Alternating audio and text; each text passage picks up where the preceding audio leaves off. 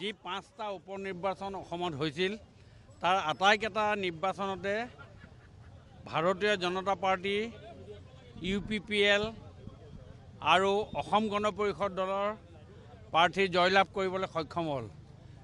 জয়তা আপোনালোকৰ জৰিয়তে আমি সকলোকেইজন প্ৰাৰ্থীক আমাৰ ফালৰ পৰা শুভেচ্ছা জ্ঞাপন কৰিছোঁ আৰু ভাৰতীয় জনতা পাৰ্টিৰ ৰাইজৰ প্ৰতি থকা দায়িত্ব, ৰাইজৰ প্ৰতি থকা স্নেহ আৰু সবকা সাথ সবকা বিকাশৰ যিটো নীতি, এই নীতিৰে আজি আমি এই ছেমি ফাইনেলত আজি আমি জিকিবলৈ সক্ষম হ'লোঁ। আৰু এই ইলেকশ্যনত আমি জিকাৰে এটা কথা ইংৰাজীত আছে যে মৰ্ণিং শ্ব'জ দ্য ডে, যে ৰাতিপুৱা চাই গোটেই দিনটোৰ কথা ক'ব পাৰি। আৰু আজিৰ পৰা প্ৰায় 500 দিনৰ পাছত আমাৰ যিটো সাধাৰণ নিৰ্বাচন 26 চনত হ'ব, এই নিৰ্বাচনত যথেষ্ট প্ৰতিফলিত হ'ব আৰু এখন আমি ছেমি ফাইনেল বুলি ক'ব খুজিছোঁ।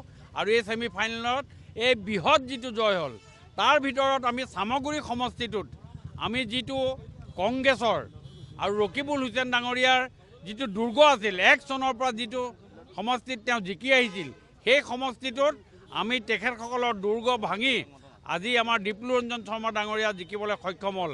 ইয়াতে যিটো সংখ্যালঘু মানুহৰ আছিল আৰু তেওঁলোকৰ ধাৰণা আছিল যে সংখ্যালঘু মানুহে ভাৰতীয় জনতা পাৰ্টীৰ সপক্ষে ভোট নিদিয়ে।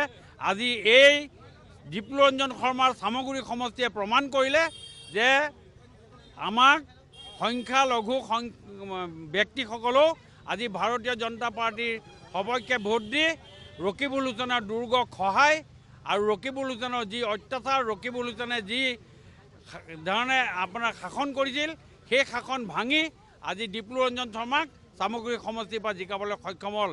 মই আপোনালোকৰ জৰিয়তে সমগ্ৰ দেশবাসীৰ ভোটদাতাক আমি আপোনালোকৰ জৰিয়তে তেখেতসকলক মই আমাৰ ফালৰ পৰা শুভেচ্ছা জ্ঞাপন কৰিছোঁ।